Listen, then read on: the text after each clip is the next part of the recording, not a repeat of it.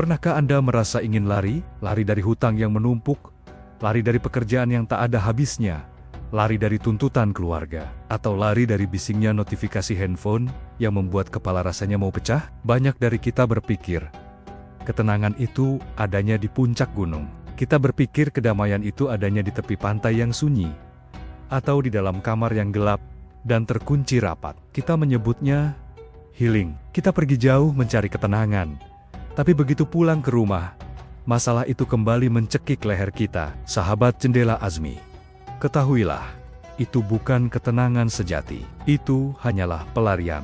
Guru Agung Tanah Jawa, Kanjeng Sunan Kalijaga, mengajarkan sebuah ilmu tingkat tinggi yang justru melawan arus logika manusia biasa. Beliau tidak menyuruh kita lari ke hutan untuk menjadi tenang. Beliau justru mengajarkan kita untuk terjun ke tengah pasar yang berisik, masuk ke dalam konflik yang panas, namun hati tetap dingin sedingin salju. Ilmu itu bernama Tapa Ngrame. Bertapa dalam keramaian. Ini adalah seni spiritual kuno. Bagaimana caranya tubuh kita sibuk bekerja membanting tulang, tangan kita kotor oleh lumpur kehidupan, mulut kita berbicara dengan ribuan manusia, namun hati kita duduk bersila dengan tenang, hening, dan khusyuk, hanya berduaan dengan Allah Subhanahu wa Ta'ala. Bayangkan, jika Anda menguasai ilmu ini, Anda tidak akan lagi stres, walaupun dimaki atasan. Anda tidak akan lagi panik, walaupun dompet sedang kosong. Anda akan menjadi manusia setengah dewa, yang tetap tersenyum tulus di tengah hancurnya masalah dunia. Di video ini, kita akan membongkar rahasia filosofi sepi ing pamrih, rame ing gawe. Kita akan belajar bagaimana menjadi seperti bunga teratai, hidup di air yang keruh dan berlumpur, tapi bunganya mekar bersih, tanpa ternoda sedikit pun. Namun, sebelum kita menyelami samudra hikmah Kanjeng Sunan ini, pastikan Anda sudah menekan tombol subscribe dan nyalakan lonceng notifikasinya di channel Jendela Azmi. Mari bergabung bersama komunitas pencari cahaya, agar jiwa Anda tidak tersesat dalam gelapnya zaman edan ini. Dan sebagai langkah awal untuk menata hati, saya mengajak Anda untuk berkomitmen. Silakan ketik di kolom komentar dengan niat yang mantap. Bismillah, saya siap hidup tenang. Biarkan komentar itu menjadi doa dan afirmasi pertama Anda hari ini. Jika sudah, mari kita mulai perjalanan menuju keheningan sejati.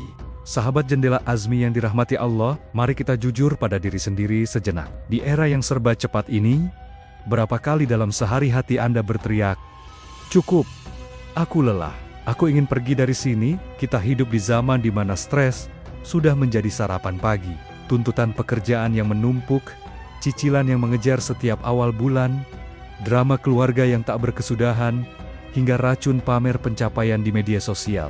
Semua itu menciptakan kebisingan yang luar biasa di dalam kepala kita. Lalu, apa yang biasanya kita lakukan saat tekanan itu memuncak? Kita mencari pelarian. Kita mengenalnya dengan istilah modern healing.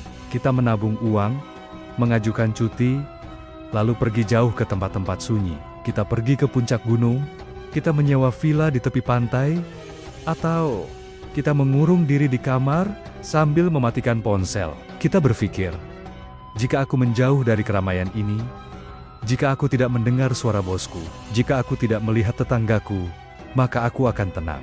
Tapi, sahabatku, izinkan saya bertanya, saat Anda duduk sendirian di puncak gunung yang sunyi itu, apakah hati Anda benar-benar diam, atau jangan-jangan, meskipun di sekeliling Anda hanya ada suara angin dan burung, tapi di dalam kepala Anda, suara tagihan, suara bentakan atasan, dan suara ketakutan akan masa depan masih berteriak lantang? Banyak orang tertipu. Mereka mengira ketenangan itu adalah soal lokasi. Mereka mengira kedamaian itu ada di luar sana, di tempat yang sepi.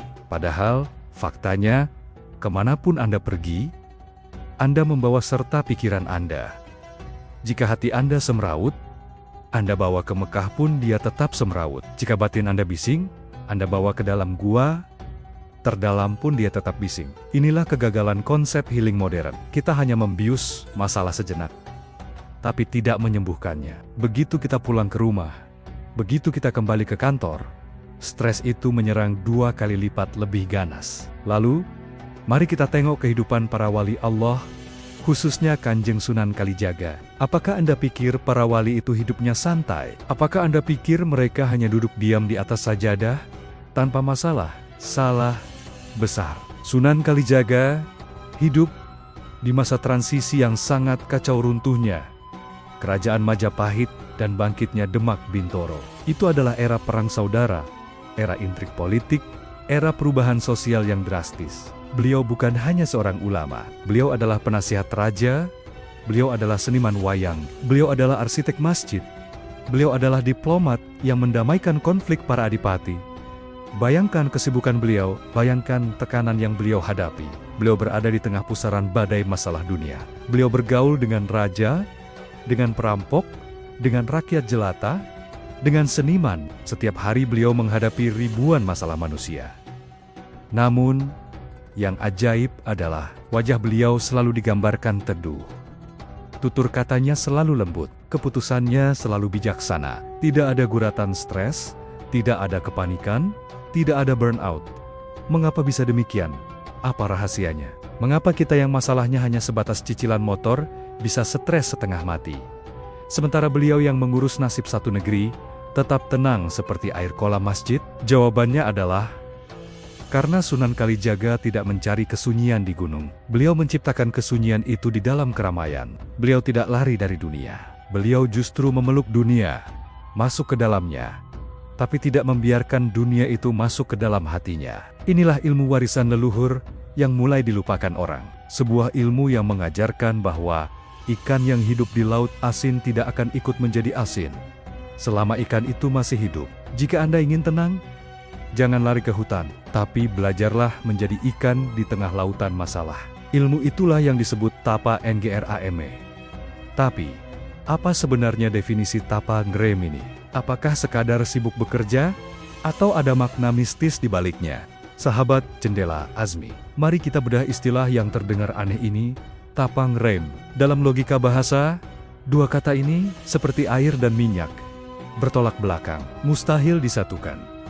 Kita tahu kata tapa atau bertapa. Bayangan kita tentang tapa adalah menyepi, menutup mata, duduk bersila, menjauhi manusia, mematikan panca indera, dan pergi ke tempat yang sunyi senyap untuk mencari Tuhan. Itu definisi tapa secara fisik. Sedangkan ngrem berasal dari kata ramai. Ini adalah simbol dunia, hiruk-pikuk, suara bising, interaksi manusia, jual beli, debat, konflik, tangisan anak, dan klakson kendaraan. Ini adalah tempat di mana hawa nafsu biasanya merajalela. Lantas, bagaimana mungkin Sunan Kalijaga menggabungkan keduanya? Bagaimana mungkin seseorang bisa bertapa diam di saat dia sedang ngerem bergerak? Disinilah letak revolusi spiritual yang dibawa oleh Kanjeng Sunan. Beliau mengajarkan bahwa Tuhan itu maha luas alwasi. Jika Anda berpikir Tuhan hanya bisa ditemui di dalam gua yang sunyi, atau hanya di atas sajadah masjid yang hening, maka maaf, Anda sedang mengecilkan kemahakuasaan Tuhan. Apakah Tuhan hanya hadir di puncak Gunung Lawu, tapi absen di Pasar Beringharjo? Apakah Tuhan hanya ada di keheningan malam tapi menghilang saat jam macet pulang kantor? Tentu tidak. Dia zat yang meliputi segala sesuatu. Maka, tapa ngrem bukanlah sebuah aktivitas fisik, melainkan kondisi kesadaran batin. Definisi sejatinya adalah, tubuhmu berada di keramaian ngrem, tapi hatimu sedang bertapa-tapa. Tanganmu sibuk mencangkul sawah, kakimu sibuk melangkah mengejar rezeki, mulutmu sibuk tawur-menawar harga, tapi di dalam dadamu, di ruang paling rahasia dalam jiwamu, kamu sedang duduk diam, bersimpuh, dan berzikir menyebut namanya tanpa putus. Ini jauh lebih sulit daripada bertapa di gua. Sahabatku, bertapa di gua itu mudah, karena tidak ada gangguan, tidak ada yang memancing emosi Anda, tidak ada yang menipu Anda merasa suci karena Anda sendirian. Tapi, coba bawa kesucian itu ke kantor, saat rekan kerja menusuk dari belakang, saat klien membatalkan janji, saat anak rewel minta jajan, disitulah pertapaan yang sesungguhnya dimulai. Jika di tengah kekacauan itu detak jantungmu tetap teratur, emosimu tidak meledak, dan ingatanmu kepada Tuhan tidak putus barang sedetik pun, maka itulah yang disebut wali di tengah pasar. Sunan Kalijaga tidak ingin umatnya menjadi petapa yang lari dari tanggung jawab. Beliau ingin mencetak manusia-manusia tangguh, manusia yang kakinya menapak kuat di bumi, mengurusi urusan dunia dengan profesional, tapi kepalanya menembus langit tujuh, terhubung koneksi spiritual yang abadi. Filosofi ini mengajarkan kita bahwa tempat ibadah terluas adalah kehidupan itu sendiri. Meja kerjamu adalah sajadahmu. Pasar tempatmu berdagang adalah guamu. Dan orang-orang yang membuatmu kesal sesungguhnya adalah ujian pertapaanmu. Lantas, bagaimana caranya? Bagaimana memisahkan antara aktivitas tubuh dan aktivitas hati agar tidak tercampur? Kanjeng Sunan memberikan dua kunci utama. Kunci yang jika Anda pegang, maka dunia ini akan tunduk di bawah kaki Anda, bukan di atas kepala Anda. Kunci pertama berbunyi, sepi ing pamrih. Apa maksudnya sepi dari pamrih di zaman yang penuh pencitraan ini? Sahabat jendela Azmi, mari kita bedah anatomi rasa sakit hati kita. Kenapa kita sering kecewa? Kenapa kita sering marah? Kenapa kita sering merasa lelah mental? Jawabannya cuma satu. Karena kita terlalu banyak berharap. Kita bekerja keras siang malam, lalu kita berharap dipuji atasan. Saat atasan diam saja, kita sakit hati. Kita menolong teman yang kesusahan, lalu kita berharap dia membalas budi. Saat dia lupa pada kita marah dan menyebutnya kacang lupa kulit. Kita posting pencapaian di media sosial, lalu kita berharap banyak yang like dan komen. Saat sepi reaksi, kita merasa diri kita tidak berharga. Inilah penyakit jiwa terbesar manusia modern. Kita hidup seperti pedagang. Kita selalu berhitung. Kalau aku kasih A, aku harus dapat B. Hidup kita penuh dengan transaksi. Dan karena dunia ini tidak selalu membayar tagihan harapan Anda, maka Anda menderita. Disinilah Sunan Kalijaga meletakkan pilar pertama Tapang Reim, sepi ing pamrih. Hati-hati, jangan salah tafsir. Sepi ing pamrih bukan berarti malas. Bukan berarti tidak punya cita-cita. Bukan berarti kerja asal-asalin dan tidak mau digaji. Itu konyol namanya.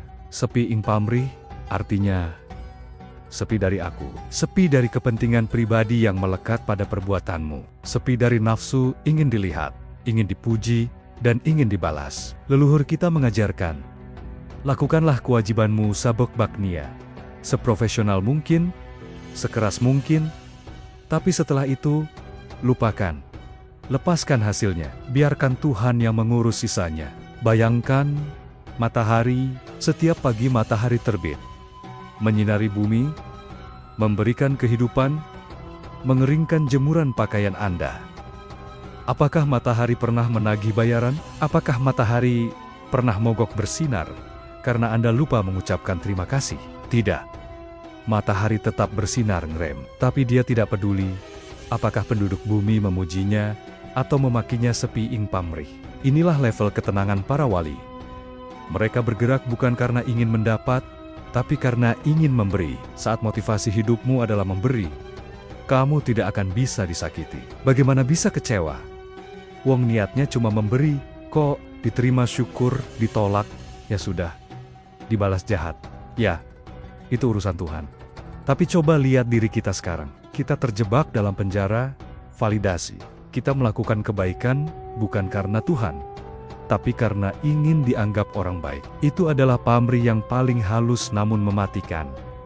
Ego kita berteriak, lihat aku, hargai aku, puji aku. Suara teriakan ego inilah yang membuat batin kita bising dan tidak pernah tenang. Maka, untuk mempraktikkan sepi ing pamrih, mulailah dengan latihan membunuh ego. Cobalah bekerja dalam diam. Cobalah membantu orang tanpa perlu update status. Cobalah berbuat baik, lalu lupakan secepat kilat, seolah-olah Anda tidak pernah melakukannya. Rasakan sensasinya saat Anda berhasil melakukan sesuatu tanpa mengharap tepuk tangan manusia. Ada rasa plong yang luar biasa di dada. Ada kemerdekaan jiwa. Anda tidak lagi disandera oleh pendapat orang lain. Anda merdeka. Jika kunci pertama adalah membersihkan hati dari pamrih niat, maka kunci kedua adalah tentang tindakan nyata. Karena hati yang bersih tidak boleh pasif. Dia harus meledak dalam karya nyata. Inilah pasangan sejatinya. Rame Inggawe. Kenapa sibuk bekerja justru bisa menyembuhkan stres? Bukankah kerja itu bikin capek? Sahabat Jendela Azmi, tahukah Anda? Apa musuh terbesar kesehatan mental manusia modern? Bukan kemiskinan, bukan beban kerja. Musuh itu bernama overthinking. Duduk diam, melamun, lalu membiarkan pikiran liar berkelana kemana-mana, mengkhawatirkan masa depan yang belum terjadi, dan menyesali masa lalu yang sudah mati. Rasulullah pernah mengingatkan bahwa waktu luang adalah dua nikmat yang sering menipu manusia. Bahkan pepatah Arab berkata, "Nafsumu jika tidak kau sibukkan dengan kebenaran, maka dia akan menyibukkanmu dengan kebatilan." Saat tubuh Anda diam, pikiran Anda akan berisik. Ia akan menciptakan skenario-skenario horor yang membuat Anda cemas sendiri. Disinilah Sunan Kalijaga hadir dengan resep penyembuh yang radikal. Beliau tidak menyuruh Anda untuk tidur atau liburan saat sedang galau. Beliau justru menyuruh Anda rame inggawe. Rame inggawe artinya, sibuklah dalam bekerja. Aktiflah, bergeraklah, berkaryalah. Penuhi waktu Anda dengan aktivitas yang bermanfaat. Tapi tunggu dulu, jangan salah paham. Gawe di sini bukan sekadar kerja mencari uang workaholic. Jika Anda sibuk kerja hanya demi uang, itu namanya rame ing pamrih. Itu malah bikin stres. Gawe dalam filosofi Jawa bermakna dharma atau amal soleh. Melakukan sesuatu yang memberikan manfaat bagi orang lain, bagi alam semesta, dan bagi kehidupan. Kenapa ini menjadi obat? Karena saat Anda sibuk membantu orang lain, saat Anda tenggelam dalam kekhusyukan melayani sesama, ego Anda akan menghilang. Fokus Anda bergeser dari yang tadinya fokus pada, "Aduh, nasibku malang sekali," berubah menjadi apa yang bisa aku bantu untuk orang ini. Keajaiban terjadi di sini. Saat Anda melupakan diri sendiri demi melayani orang lain, saat itulah Tuhan hadir mengurus diri Anda. Stres hilang, cemas lenyap, yang ada hanyalah rasa bahagia karena merasa berguna. Coba perhatikan air. Lihatlah air yang diam di dalam ember. Lama-kelamaan ia akan keruh, berlumut, menjadi sarang nyamuk, dan bau. Itulah gambaran jiwa orang yang pasif dan kebanyakan melamun. Tapi lihatlah air sungai yang mengalir deras rame inggawe. Ia menabrak batu, ia terjun dari tebing, ia terus bergerak. Apakah ia kotor? Tidak. Justru karena gerakannya itulah, ia menjadi jernih. Kotoran tidak sempat mengendap. Ia membawa kehidupan kemanapun ia lewat. Jadi, sahabatku, jika hari ini hati Anda sedang ruwet, jangan mengurung diri di kamar. Itu berbahaya. Bangkitlah, cuci muka, keluar rumah. Carilah kesibukan gawe, sapulah halaman rumahmu. Bantulah istrimu mencuci piring, kunjungi panti asuhan, atau sekadar menyingkirkan paku di jalanan.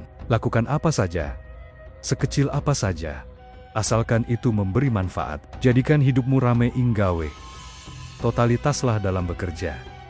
Jika jadi petani, jadilah petani yang paling rajin. Jika jadi guru, jadilah guru yang paling tulus. Bukan untuk mengejar gaji sepiing pamrih, tapi untuk merayakan kesempatan hidup yang diberikan Tuhan. Ketika dua hal ini digabungkan, niat yang tulus sepi, ing pamrih, bertemu dengan aksi yang total rame inggawe, maka lahirlah sosok manusia yang tak terkalahkan. Manusia yang kakinya berpijak di lumpur dunia, tapi hatinya mekar bersih, seperti teratai. Lantas, bagaimana caranya bergaul dengan orang-orang jahat, lingkungan toksik, atau sistem yang korup, tanpa kita ikat-ikatan, menjadi kotor? Sahabat Jendela Azmi, salah satu keluhan terbesar kita dalam hidup adalah tentang lingkungan. Seringkali kita berkata, "Saya tidak bisa tenang karena lingkungan kerja saya toksik. Teman-teman saya membawa pengaruh buruk. Sistem di sekeliling saya korup dan kotor." Lalu logika kita berkata, "Tinggalkan, lari, cari tempat yang suci." Kita ingin pindah ke gunung, kita ingin hidup hanya dikelilingi orang-orang soleh saja. Kita ingin sterilisasi, tapi pertanyaannya, apakah lari adalah solusi? Jika semua orang baik lari ke gunung, lalu siapa yang akan membersihkan kota? Jika semua orang jujur keluar dari sistem, siapa yang akan memperbaiki kerusakan? Disinilah Tapa Graham mengajarkan kita filosofi tingkat tinggi, melalui simbol alam semesta. Bunga teratai Padma. Lihatlah bunga teratai. Di mana dia tumbuh? Apakah di pot keramik yang bersih? Apakah di tanah taman yang wangi? Tidak. Teratai justru memilih tumbuh di lumpur, di rawa-rawa, di air yang keruh, bahkan kadang berbau busuk. Lumpur itu adalah simbol dari dunia yang rem, dunia yang kotor, penuh dosa, penuh intrik, dan penuh kekejaman. Namun, perhatikan keajaibannya. Meskipun akarnya menancap kuat di dalam lumpur kotor itu, apakah bunganya ikut kotor? Apakah kelopaknya ikut bau? Sama sekali tidak. Bunganya mekar bersih, putih, suci, dan menebarkan aroma wangi di atas permukaan air. Dia hidup dari lumpur, tapi tidak menjadi bagian dari lumpur. Inilah wujud asli pengamal Tapang Reim. Sunan Kalijaga mengajarkan kita untuk berani terjun ke lumpur masyarakat. Jangan takut bergaul dengan preman. Jangan takut masuk ke pasar yang penuh penipu. Jangan takut bekerja di kantor yang penuh sikut-sikutan. Masuklah ke sana, tapi ingat satu syarat mutlak.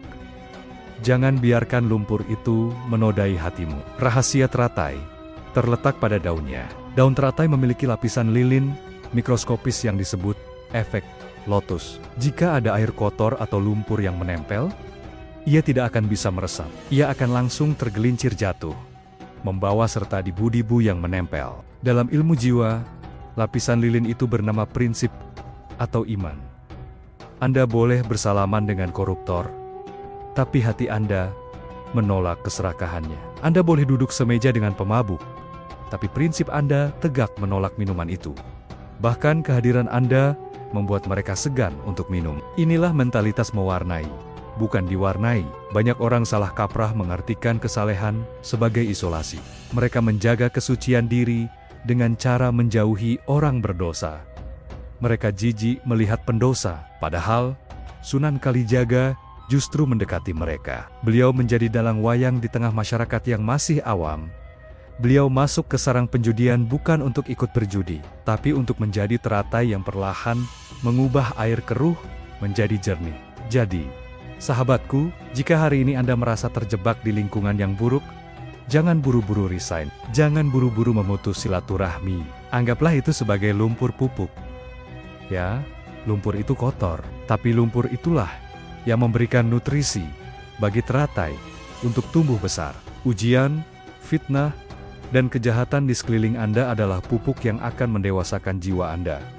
Jika Anda mampu meresponsnya dengan benar, jadilah teratai. Biarkan kakimu kotor melangkah di bumi, tapi pastikan hatimu tetap bersih menggantung di langit. Tetaplah lembut, tetaplah wangi, di tengah dunia yang makin bau anyir ini. Tapi, ngomong-ngomong soal masa lalu yang kelam dan lingkungan yang buruk, tahukah Anda bahwa Sunan Kalijaga sendiri dulunya bukanlah orang suci?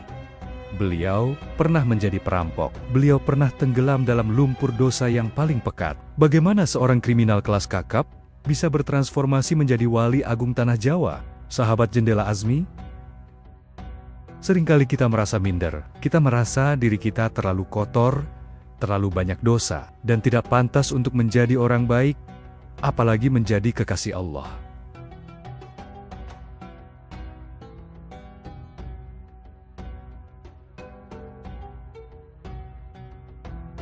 Lalu setan membisikkan keputusasaan. Sudahlah, kamu itu sampah, neraka, tempatmu. Jika perasaan itu menghantui Anda, maka dengarkanlah kisah ini baik-baik. Kisah tentang Raden Said, sosok muda yang kelak bergelar Sunan Kalijaga. Tahukah Anda, sebelum menjadi wali agung, Raden Said adalah seorang perampok. Beliau dijuluki Brandal Lokajaya, penguasa jalanan yang ditakuti. Namun, perhatikan ini. Raden Said tidak merampok untuk memperkaya diri sendiri. Hatinya mendidih melihat rakyat Tuban kelaparan karena upeti yang mencekik. Sementara para pejabat hidup bermewah-mewahan. Maka, Raden Said mengambil jalan pintas. Ia merampok gudang kadipaten, membegal orang kaya, lalu membagikan hasil rampokannya kepada fakir miskin. Dalam kacamata Tapang Reim, Raden Said muda sebenarnya sudah ramai inggawe. Beliau sibuk beraksi. Beliau punya kepedulian sosial yang tinggi. Beliau tidak bisa diam melihat penderitaan. Tujuannya mulia, menolong rakyat, tapi caranya salah fatal. Beliau terjebak dalam ilusi, niat baik menghalalkan segala cara. Hingga suatu hari, beliau bertemu dengan Sunan Bonang. Saat Raden Said mencoba membegal Sunan Bonang, sang guru tidak melawan dengan silat. Beliau melawan dengan hikmah. Beliau menunjuk buah aren di pohon, dan seketika buah itu berubah menjadi emas murni. Raden Said terperanjat, bukan karena kesaktian itu, tapi karena kalimat yang diucapkan Sunan Bonang yang menampar jiwanya. Nak, Allah itu maha baik, dan hanya menerima yang baik. Jika engkau bersedekah dengan harta rampokan, itu sama saja engkau mencuci baju kotor dengan air kencing. Mak jelap. Bajunya tidak akan bersih, malah tambah bau pesing dan najis. Di titik itulah transformasi terjadi. Raden Said sadar, ngerem kesibukan atau aksi saja tidak cukup. Aksi itu harus didasari oleh tapa kebersihan hati dan cara yang benar. Beliau kemudian diperintahkan bertapa menjaga tongkat di pinggir sungai. Diam, hening, mematikan ego, melepaskan identitas Robin Hood-nya. Proses diam inilah yang membersihkan jiwanya dari lumpur kesombongan. Setelah lulus ujian itu, apakah Raden Said menjadi petapa yang anti dunia? Tidak. Beliau kembali terjun ke masyarakat. Tapi kali ini, beliau bukan lagi perampok. Beliau menjadi wali. Hebatnya, masa lalu kelamnya tidak dibuang sia-sia. Justru, masa lalunya itu menjadi aset dakwah terbesarnya. Karena beliau mantan preman. Beliau paham bahasa preman. Beliau bisa masuk ke sarang judi tanpa dicurigai. Beliau bisa berdakwah lewat seni wayang yang disukai rakyat jelata. Para wali lain mungkin berdakwah dengan kitab kuning dan bahasa Arab yang fasih. Tapi Sunan Kalijaga berdakwah dengan bahasa jalanan. Itulah kenapa beliau menjadi wali yang paling dicintai rakyat Jawa. Karena beliau membumi.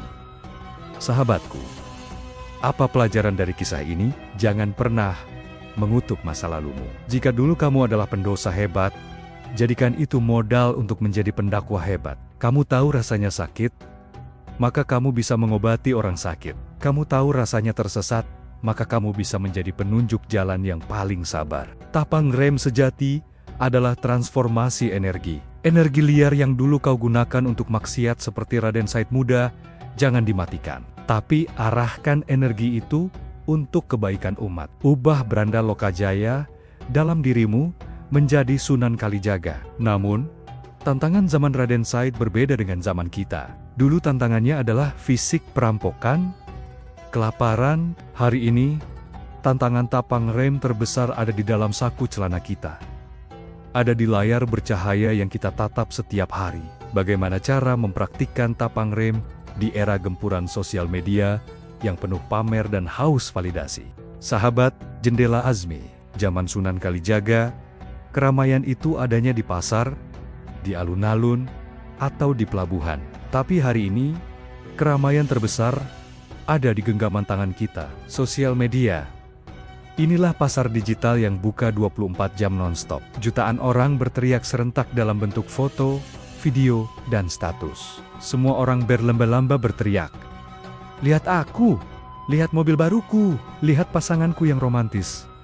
Lihat betapa sucinya ibadahku." Dan tanpa sadar, kita terseret ke dalam arus pamrih yang paling ganas dalam sejarah manusia. Kita memposting bukan untuk berbagi manfaat, tapi untuk mengemis validasi. Kita menjadi budak dari angka-angka.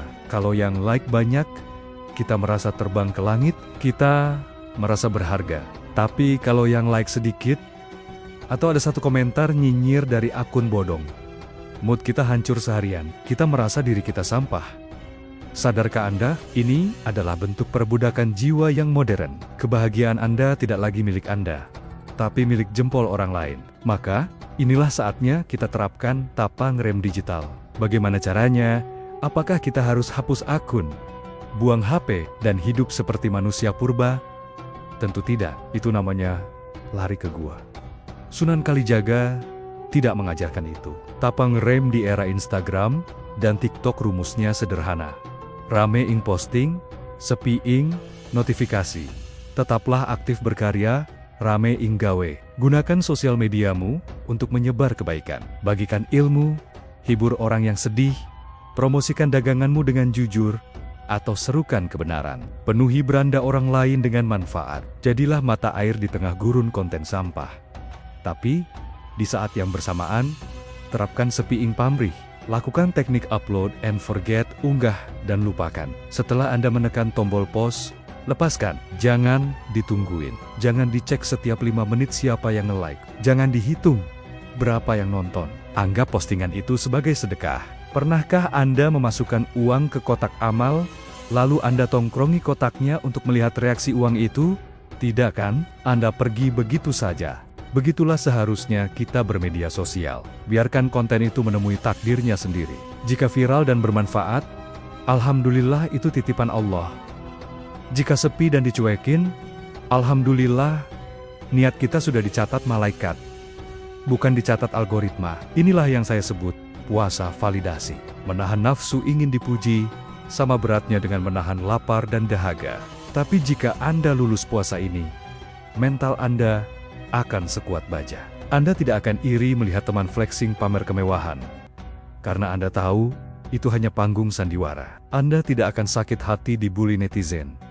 Karena Anda tahu nilai diri Anda tidak ditentukan oleh komentar orang asing. Jadilah wali digital. Orang yang akunnya ramai menebar cahaya, tapi hatinya sepi dari nafsu, ingin terkenal. Lalu, bagaimana jika kita sedang tidak memegang HP? Bagaimana mempraktikkan ketenangan ini saat tubuh kita bener-bener sedang bekerja di kantor atau rapat yang memanas? Ada satu teknik rahasia tingkat tinggi bernama uzlah batin. Cara berduaan dengan Tuhan di tengah kerumunan manusia. Sahabat jendela, Azmi. Kini kita sampai pada puncak ilmu tapang rem. Ini adalah tingkatan makrifat yang membedakan antara orang biasa dengan kekasih Allah. Teknik ini disebut uzlah batin. Dalam tradisi tasawuf, uzlah biasanya berarti mengasingkan diri secara fisik dari manusia. Tapi bagi pengamal tapang rem, mengasingkan fisik itu tidak efektif. Karena Anda masih butuh makan, butuh bekerja, dan punya keluarga. Maka, yang diasingkan bukanlah badannya, melainkan rasanya. Para ulama sufi menyebutnya dengan istilah indah, khalwat dar anjuman. Artinya, menyepi di tengah keramaian. Bagaimana cara praktiknya? Bayangkan diri Anda memiliki 2 kesadaran yang berjalan serentak. Seperti komputer dengan prosesor ganda dual core. Kesadaran pertama zahir atau luar, milik tubuh Anda. Gunakan ini untuk berinteraksi dengan dunia. Saat rapat kantor, telinga Anda mendengarkan presentasi. Mulut Anda memberikan pendapat, tangan Anda mencatat poin penting. Lakukan itu dengan profesional. Tersenyumlah, tertawalah jika ada lelucon. Kesadaran kedua batin atau dalam, milik hati Anda. Saat tubuh sedang sibuk itu, pastikan hati Anda tidak ikut rapat. Hati Anda sedang duduk bersila menghadap Allah. Di dalam dada. Lidah batin Anda tidak henti-hentinya mengucap Allah atau La ilaha illallah. Ini namanya dizikir sir. Dizikir rahasia. Orang di sebelah Anda tidak akan tahu. Mereka melihat Anda sedang fokus bekerja. Padahal, Anda sedang asyik berpacaran dengan Tuhan. Contoh paling sederhana adalah saat Anda terjebak macet. Tubuh Anda, kaki dan tangan sibuk menginjak rem dan gas. Mata Anda waspada melihat jalan. Tapi hati Anda, jangan ikut memaki kemacetan. Jangan ikut panas. Tarik napas dalam, lalu parkirkan hati Anda di hadirat Allah. Nikmati kemacetan itu sebagai momen uzlah. Luar macet, dalam lancar. Luar bising, dalam hening. Rasulullah SAW pernah bersabda tentang orang-orang yang perdagangan dan jual beli tidak melalaikan mereka dari mengingat Allah. QS An-Nur 37. Ayat ini tidak menyuruh kita berhenti berdagang. Ayat ini memuji orang yang sedang berdagang, tangannya memegang uang, tapi hatinya memegang tasbih tak kasat mata. Sahabatku, ini memang butuh latihan. Awalnya pasti susah, baru dizikir sebentar, pikiran melantur ke pekerjaan lagi. Tidak apa-apa, itu wajar. Tarik lagi hati itu kembali ke Allah. Ulangi lagi, lama-kelamaan Anda akan terbiasa. Jika Anda sudah menguasai uzlah batin ini, Anda akan memiliki kekebalan mental yang luar biasa. Saat atasan membentak Anda, Bentakan itu hanya sampai di telinga kesadaran luar, tidak akan tembus ke hati kesadaran dalam. Kenapa? Karena di hati Anda sudah penuh sesak dengan nama Allah, tidak ada kursi kosong untuk rasa sakit hati. Inilah rahasia kenapa Sunan Kalijaga bisa tetap tenang meski dunia di sekelilingnya hancur. Karena beliau hidup di dua alam sekaligus. Kakinya di bumi, hatinya di arsy. Lalu, bagaimana jika ujian yang datang bukan sekadar macet atau bentakan atasan? Bagaimana jika ujian itu adalah kehancuran total? PHK, kebangkrutan, perceraian, atau kehilangan orang tercinta? Apakah tapang rem masih mempan menghadapi badai sedahsyat itu? Sahabat Jendela Azmi, dalam hidup ini, ada kalanya badai itu datang bukan sekadar gerimis, melainkan tsunami.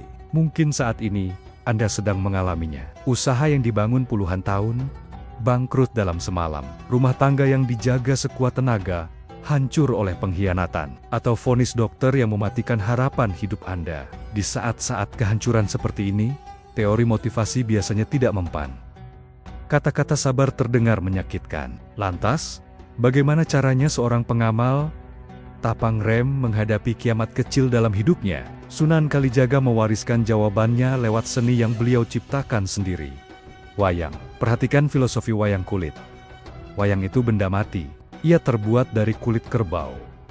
Ia tidak punya kehendak. Ia tidak punya rencana. Hidup dan matinya wayang, gerak dan diamnya wayang, sepenuhnya ada di tangan sang dalang. Saat dalang memutuskan wayang itu harus menang, ia menang. Saat dalang memutuskan wayang itu harus dibanting, ia dibanting. Saat dalang memutuskan wayang itu harus masuk kotak mati, ia masuk kotak. Pertanyaannya, apakah wayang itu menangis saat dibanting? Apakah wayang itu sombong saat dimenangkan? Apakah wayang itu protes saat dimasukkan ke dalam kotak? Tidak. Wayang itu manut menurut. Inilah puncak ilmu sepi ing pamrih. Sadarilah wahai sahabatku, kita ini hanyalah wayang, dan Allah adalah dalang sejati. Stres, depresi, dan rasa sakit hati yang mendalam, itu muncul karena satu kesalahan fatal. Kita merasa menjadi dalang, kita merasa kitalah yang harus mengatur hidup ini. Kita merasa skenarionya harus sesuai keinginan kita. Ya Allah, harusnya aku kaya, harusnya aku tidak cerai, harusnya aku sehat. Protes inilah yang menyiksa batin kita. Kita melawan tangan sang dalang. Coba ubah mentalitas Anda menjadi mentalitas wayang. Saat kehancuran itu datang, katakan pada diri sendiri, oh, sang dalang sedang memainkan adegan sedih. Goro-goro pada lakon hidupku. Tugasku hanya menari mengikuti gerakan tangannya. Ini bukan berarti Anda pasrah diam saja. Ingat, wayang itu rame inggawe. Lihatlah wayang saat perang. Dia bergerak lincah. Dia menangkis. Dia memukul. Kita pun begitu. Saat bangkrut, kita tetap ikhtiar, tetap melamar kerja, tetap berusaha bangkit rame inggawe, tapi hati kita tidak melekat pada hasilnya, sepi ing pamrih. Kita sadar bahwa ini hanyalah peran. Dunia ini panggung sandiwara. Jabatan, harta, pasangan, itu hanya kostum dan properti panggung. Sewaktu-waktu bisa ditarik oleh sang dalang ke belakang panggung. Jika Anda sudah mencapai titik kesadaran ini, rasa sakit itu akan hilang. Anda akan melihat masalah hidup Anda seperti penonton bioskop. Tegang, iya. Sedih, mungkin. Tapi Anda tahu, di balik layar, ada sutradara yang maha baik, yang sudah menyiapkan happy ending, yang mungkin tidak Anda duga. Inilah ilmu Sumeleh. Meletakkan segala beban di lantai, biarkan sang dalang yang mikir. Wayang tidak perlu ikut mikir skenario. Wayang cukup main yang bagus. Bukankah terasa ringan hidup seperti itu? Anda tidak perlu menanggung beban dunia di pundak Anda. Karena dunia ini bukan milik Anda. Nah, setelah kita memahami semua filosofi langit ini, dari membunuh ego hingga menjadi wayang, sekarang saatnya kita turun ke bumi. Bagaimana cara memulainya hari ini? Besok pagi saat bangun tidur, apa yang harus kita lakukan? Sahabat Jendela Azmi yang dirahmati Allah, kita telah menempuh perjalanan panjang, menyelami samudera, hikmah Kanjeng Sunan Kalijaga. Dari belajar membunuh ego, menjadi bunga teratai di lumpur, hingga memiliki mentalitas wayang. Teorinya sudah Anda genggam, kuncinya sudah ada di tangan Anda. Namun, ketahuilah, kunci emas sekalipun tidak akan berguna jika tidak dimasukkan ke lubang pintu dan diputar. Ilmu setinggi langit tidak akan mengubah nasib jika tidak dibumikan dalam tindakan nyata. Maka, sebagai penutup serial ini, saya tidak akan meminta Anda untuk pergi bertapa ke gunung. Saya tidak meminta Anda memakai jubah putih dan berceramah di mimbar. Tugas Anda hari ini sederhana. Pulanglah ke rumahmu. Lihatlah wajah istri atau suamimu yang lelah. Lihatlah wajah anak-anakmu yang polos. Lihatlah orang tuamu yang makin renta. Lihatlah tetanggamu yang mungkin sedang kekurangan. Merekalah gua pertapaan Anda yang sesungguhnya. Merekalah ladang ujian tapang rem Anda. Mulai besok pagi, jadilah wali di rumah Anda sendiri. Bagaimana caranya? Jadilah seperti matahari. Matahari itu rame inggawe.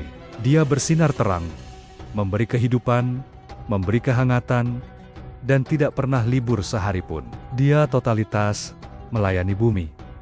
Tapi matahari juga sepi, ing pamrih. Dia tidak pernah berteriak minta diperhatikan. Dia tidak pernah mengirim tagihan listrik kepada manusia. Dia tetap bersinar, walau manusia mencacinya karena kepanasan. Jadilah matahari bagi keluargamu.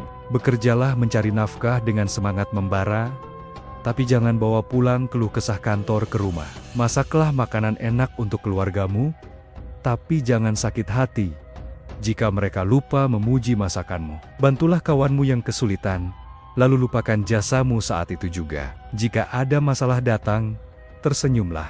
Katakan pada diri sendiri, aku adalah teratai. Lumpur masalah ini tidak akan mengotori hatiku. Jika emosi memuncak, diamlah sejenak. Lakukan uzlah batin, sebut nama Tuhan dalam dadamu, sampai badai itu reda.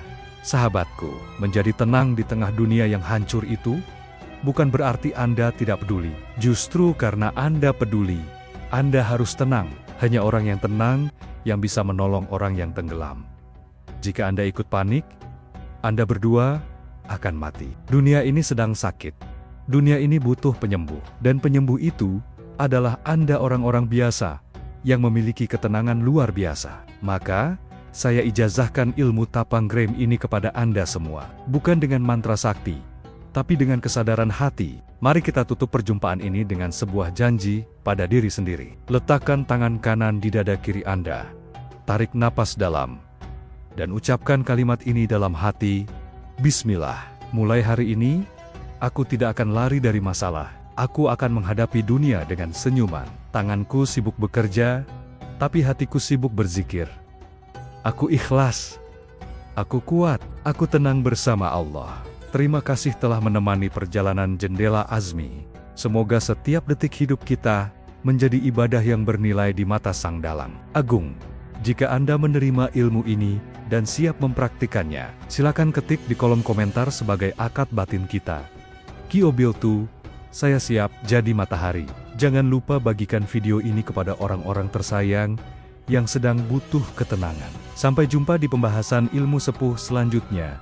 Rahayu. Rahayu, Rahayu. Wassalamualaikum warahmatullahi wabarakatuh.